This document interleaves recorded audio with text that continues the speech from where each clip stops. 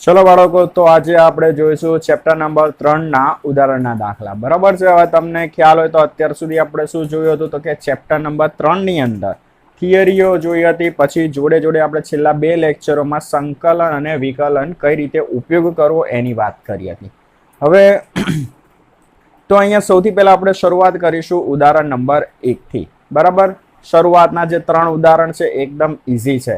બરાબર. સૌથી પહેલા ઉદાહરણ નંબર 1 માં રકમ શું કીધી છે તો જોઈ લઈએ. તો તમને એવું કીધું છે કે એક કાર સુરેખ રેખા પર ગતિ કરે છે. જેમ કે આકૃતિમાં કાર 18 સેકન્ડમાં O થી P જાય છે અને 6 સેકન્ડમાં P થી Q પરત જાય છે. સૌથી પહેલા તમને શું શોધવાનું કીધું છે કે કાર O થી P જાય ત્યારે અને O થી P પર જઈ Q પર પાછી ફરે ત્યારે તેનો સરેરાશ વેગ અને સરેરાશ ઝડપ શું હશે. તમે અહીંયા જોઈ શકો તો તમને એક અહીંયા ગતિપથ, સુરેખ ગતિપથ દર્શાવેલો છે. રકમમાં એવું કીધું છે કે તમને 2 માર્ગ માટે સરેરાશ વેગ અને સરેરાશ ઝડપ શોધવાની કીધી છે. કેટલા? 2 માર્ગ આપેલા છે. સૌથી પહેલા વાત કરીએ કે જ્યારે કાર O થી P જાય છે ને ત્યારે સરેરાશ વેગ અને સરેરાશ ઝડપ આપણે શોધીશું. તો તમે જુઓ કે અહીંયા કાર પહેલા ક્યાં જાય છે? O થી P. તો આ O અને આ P. જ્યારે કાર O થી P જાય ત્યારે આપણે શું શોધીશું? સરેરાશ ઝડપ અને સરેરાશ વેગ. તો સૌથી પહેલા આપણે શું શોધીશું? સરેરાશ ઝડપ. તો આપણને જે ઇક્વેશન આવડે છે ને સરેરાશ ઝડપનું એના ઉપરથી જ છે. તો જુઓ, સરેરાશ ઝડપ. તો આપણે અહીંયા ઇક્વેશન લખીએ. સરેરાશ ઝડપનું આપણને ઇક્વેશન બહુ સારી રીતે આવડે. સરેરાશ ઝડપ બરાબર તો કુલ પથ લંબાઈ છેદમાં સમયગાળો. આ આપણું બેઝિક ઇક્વેશન. બરાબર છે. કુલ પથ લંબાઈ છેદમાં સમયગાળો. તો સૌથી પહેલા આપણે શું શોધીશું? કુલ પથ લંબાઈ. આને કહી દે સમીકરણ નંબર 1. તો કુલ પથ લંબાઈ ઇઝ ઇક્વલ ટુ કાર આપણી ક્યાં જાય છે? O થી P. તો આપણે શું લખીશું? PO. P આગળ વેલ્યુ કેટલી છે? 360 માઇનસ O પાસે વેલ્યુ કેટલી છે? 0. તો તમને અહીંયા પથ લંબાઈ કેટલી મળશે? 360 કિલોમીટર. કિલોમીટર એકમ કઈ રીતે ખબર પડે? તો આકૃતિમાં આપેલો છે. તો આપણને આ શું મળી? કુલ પથ લંબાઈ. બસ હવે આપણે સમીકરણ નંબર 1 નો ઉપયોગ કરીએ. હવે જ્યારે કાર O થી P જાય છે ને ત્યારનો સમયગાળો તમને આપી દીધો છે 18 સેકન્ડ. બરાબર. તો હવે સમીકરણ 1 પરથી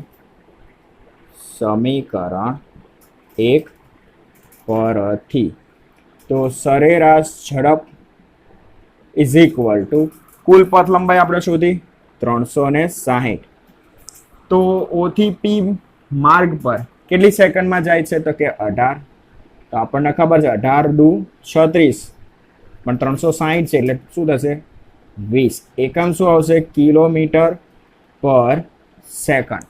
કેમ કે અહીંયા જે ગતિપથ તમને આપેલો છે એમાં જે અંતરો છે કિલોમીટરમાં છે, સમય જે આપેલો છે ને સેકન્ડમાં છે, એટલે એકમ શું બનશે? કિલોમીટર પર સેકન્ડ. તો તમે આ રીતે શું કરી શકો? સરેરાશ ઝડપ શોધી શકો. હવે વાત આવે છે તો કે સરેરાશ વેગની વાત આવે છે આ જ ગતિપથ માટે. તો જોઈ લઈએ. સરેરાશ વેગ. તો સરેરાશ વેગનું પણ આપણને ઇક્વેશન ખબર છે. સ્થાનાંતર ભાગ્યા સમયગાળો. તો જોઈ લઈએ. સરેરાશ વેગ ઇઝ ઇક્વલ ટુ સ્થાનાંતર ભાગ્યા સમયગાળો. તો સ્થાનાંતર એટલે શું? અંતિમ સ્થાન માઇનસ પ્રારંભિક સ્થાન. અંતિમ સ્થાન માઇનસ પ્રારંભિક સ્થાન છેદમાં સમયગાળો. હવે જુઓ કે આપણો જે ગતિપથ છે કયો છે? O થી P. બરાબર. તો પ્રારંભિક સ્થાન શું આવશે? બિંદુ O. અને અંતિમ સ્થાન શું આવશે? બિંદુ P. તો આમાં જ બધી સીધી વેલ્યુ મૂકી દઈએ. તો અંતિમ સ્થાન છે બિંદુ P. તો ત્યાં વેલ્યુ કેટલી છે? 360 માઇનસ પ્રારંભિક સ્થાન શું છે? બિંદુ O. તો ત્યાં વેલ્યુ કેટલી છે? 0. સમયગાળો કેટલો છે 18, તો અહીંયા પણ તમને જવાબ કેટલો મળશે 20 કિલોમીટર પર સેકન્ડ. તો તમને ખ્યાલ આવી ગયો છે કે અહીંયા જે ગતિપથ આપેલો છે આપણને O થી P, એ ગતિપથ માટે સરેરાશ ઝડપ ને સરેરાશ વેગ કેટલા મળશે તો કે 20 કિલોમીટર પર સેકન્ડ.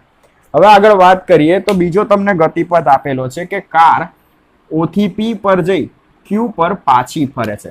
તો અહીંયા બીજો ગતિપથ લઈ લઈએ. કાર O થી P જઈ Q પર પાછી ફરે ત્યારે,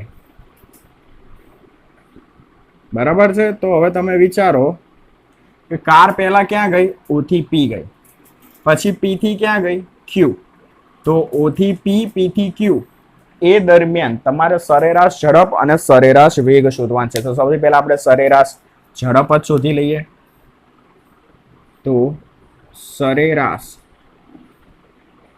ઝડપ ઇઝ ઇક્વલ ટુ આપણને ખબર છે પથ લંબાઈ કુલ પથ લંબાઈ છેદમાં સમયગાળો. હવે આમાં આપણે ડાયરેક્ટ બધી વેલ્યુ લખીશું. પહેલા શું કર્યું આપણે? અલગ અલગ શોધતા થશે કુલ પથ લંબાઈ. હવે બધું એકમાં જ પતાવી દેવાનું. તો જુઓ, કુલ પથ લંબાઈ એટલે કાર જાય છે O થી P, તો આપણે શું લખીશું? PO. પછી કાર જે ક્યાં જાય છે? P થી Q જાય છે, તો આપણે શું લખીશું? PQ. છેદમાં સમયગાળો, તો O થી P જવા માટે કેટલો સમય લે છે? 18 સેકન્ડ. પછી 6 સેકન્ડમાં P થી Q પરત ફરે છે, એટલે કે P થી Q કેટલી સેકન્ડમાં જાય છે? 6 સેકન્ડમાં. તો આપણે અહીંયા શું લખીશું? 18 + 6. હવે P આગળ વેલ્યુ કેટલી છે? 360 માઇનસ O આગળ વેલ્યુ 0 છે વત્તા PQ માટે, તો P પાસે વેલ્યુ કેટલી છે? તો કે 360 અને Q પાસે વેલ્યુ કેટલી છે? 240. તો 360 માઇનસ 240. તો 18 ને 6 કેટલા થશે? 24. 360 વત્તા 360 માંથી 240 બાદ કરીએ તો કેટલા વધશે? 120 છેદમાં 24. તો 360 વત્તા 120 તો કેટલા આવશે? 480 ભાગ્યા 24. તો અહીંયા છેદ ઉડાડીએ તો 24 દુ 48 એટલે અહીંયા આવશે 20. તો અહીંયા તમારો સરેરાશ ઝડપ શું થયો?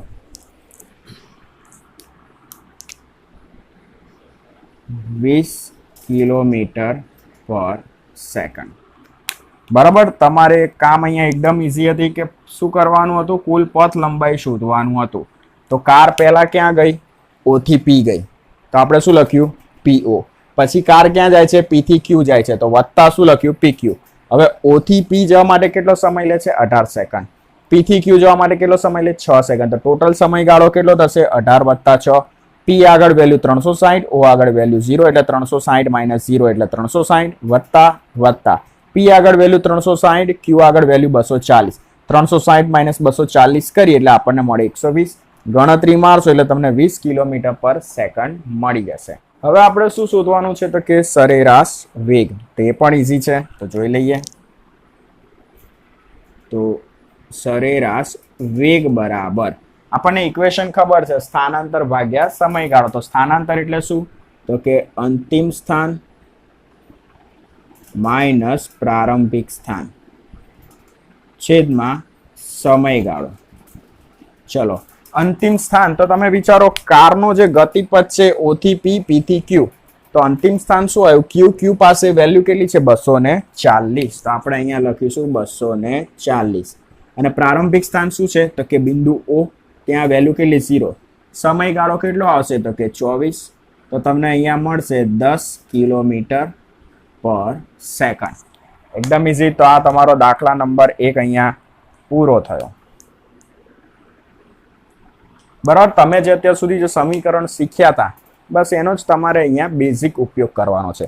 જોઈ લઈએ દાખલા નંબર 2. આ પણ ઈઝી છે, પણ મેં તમને ખ્યાલ હોય તો થોડું ક્લિયર કરેલું પહેલા કે સરેરાશ વેગ, સરેરાશ ઝડપ ક્યારે વાપરવું, તત્કાલીન વેગ અને તત્કાલીન ઝડપ ક્યારે વાપરવું. જ્યારે તમને સમયગાળો આપી દીધો હોય ત્યારે તમારે સરેરાશ વેગ અથવા સરેરાશ ઝડપ રાશિ વાપરવાની આવે. પણ માની લો કે તમને કોઈ પર્ટિક્યુલર ચોક્કસ સમયે પદાર્થનો વેગ અથવા ઝડપ શોધવાનું કીધું હોય તો પછી તમારે તત્કાલીન વેગ અથવા તત્કાલીન ઝડપ રાશિ વાપરવાના આવે.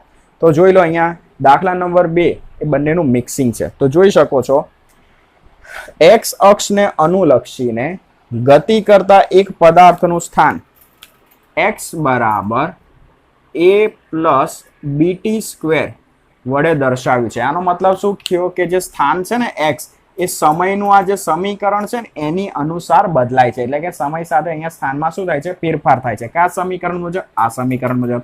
જ્યાં a બરાબર શું છે? 8.5 મીટર, b બરાબર 2.5 મીટર પર સેકન્ડ સ્ક્વેર અને t નું માપન સેકન્ડમાં કરેલ છે. હવે સૌથી પહેલા એવું પ્રશ્ન કરેલો કે t બરાબર 0 સમય તેનો વેગ કેટલો હશે?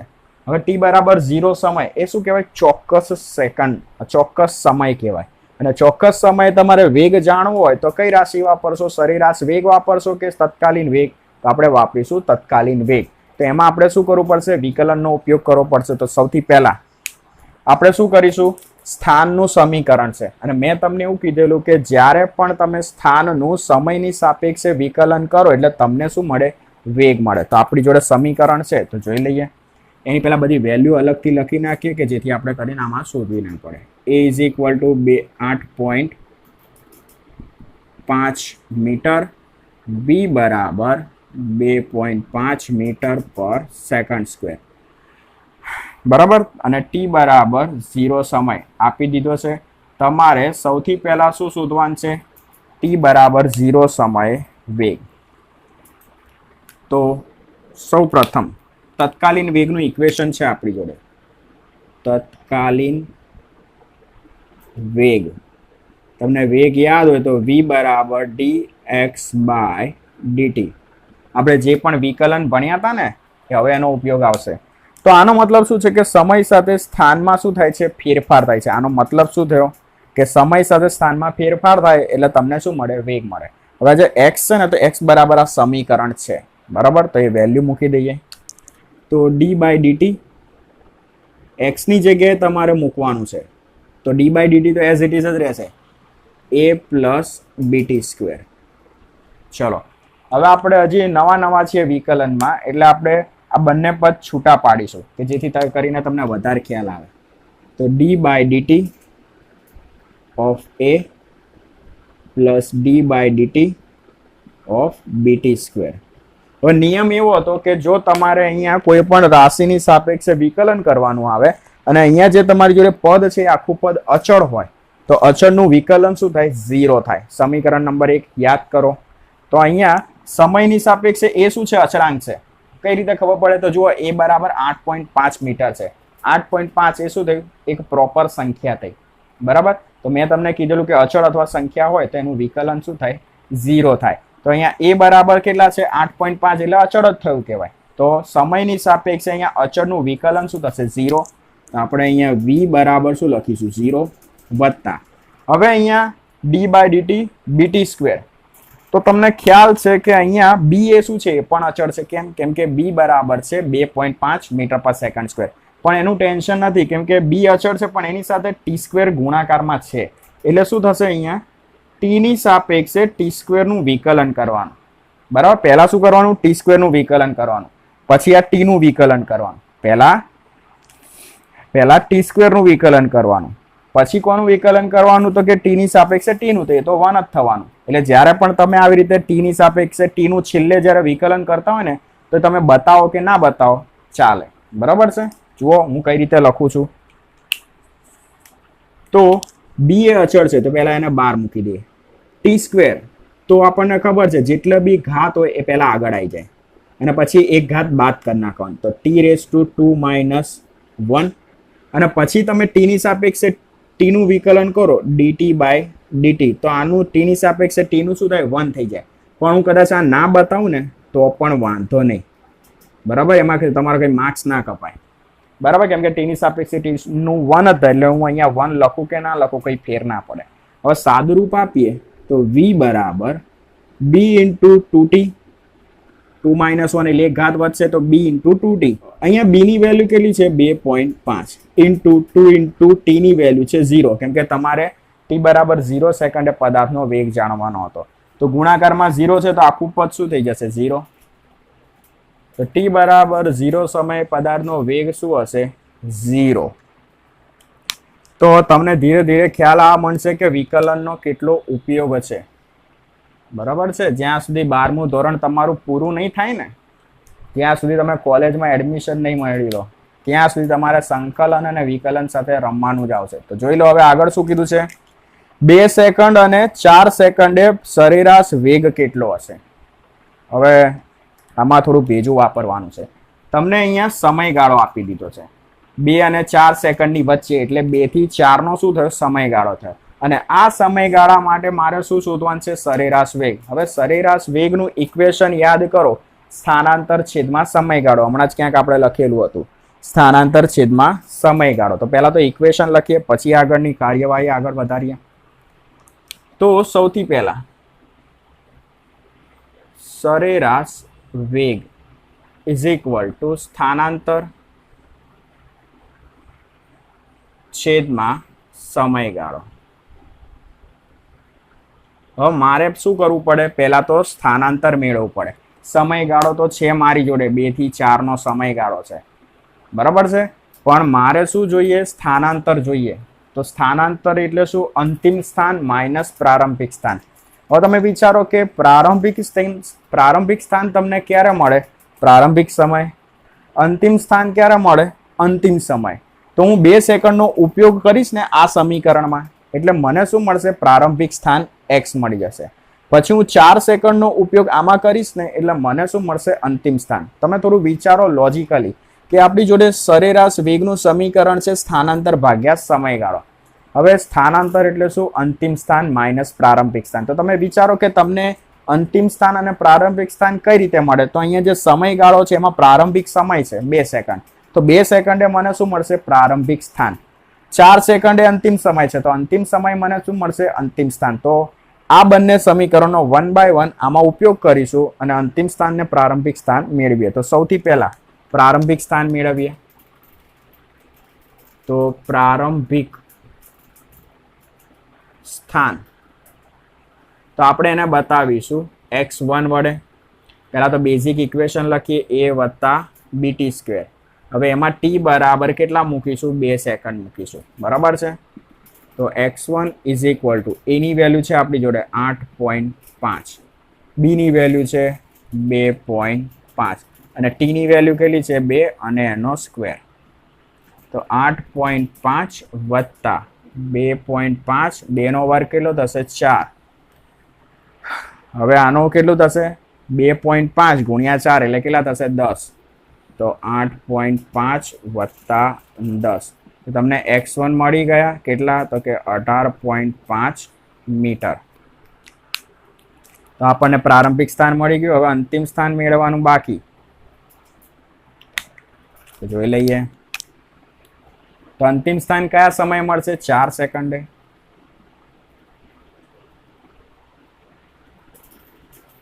એને આપણે બતાવી દઈએ x2 વડે. તો a વત્તા b ઇન્ટુ t બરાબર અહીંયા કેટલા મૂકીશું? 4 સેકન્ડ. તો x2 is equal two a ની વેલ્યુ છે આપણી જોડે 8.5 વત્તા b ની વેલ્યુ છે 2.5 અને 4 t ની વેલ્યુ છે 4 અને ઉપર સ્ક્વેર. તો 8.5 વત્તા 2.5, 4 નો વર્ગ આવશે 16, બરાબર છે. ગણતરી મારીએ તો 2.5 ગુણ્યા 16 કરીએ. 2.5 ગુણ્યા 16 એટલે આપણને મળશે 40 વત્તા 8.5 એટલે 48.5 થશે, બરાબર છે. 48.5. ચલો આપણને આ શું મળી ગયું? અંતિમ સ્થાન. બસ હવે આપણી જોડે ઇક્વેશન તો છે જ. તો સરેરાશ વેગ ઇઝ ઇક્વલ ટુ સ્થાનાંતર એટલે શું થાય? અંતિમ સ્થાન માઇનસ પ્રારંભિક સ્થાન. તો અંતિમ સ્થાન કેટલું છે? 48.5 અને x1 ની વેલ્યુ કેટલી છે? તો કે 18.5. છેદમાં સમયગાળો તો 2 થી 4 નો, તો 4 - 2. ચલો ગણતરી મારીએ તો 48.5 5 માઇનસ 18.5 ડિવાઇડેડ બાય 2, તો તમને મળશે 15 કિલો પર સેકન્ડ.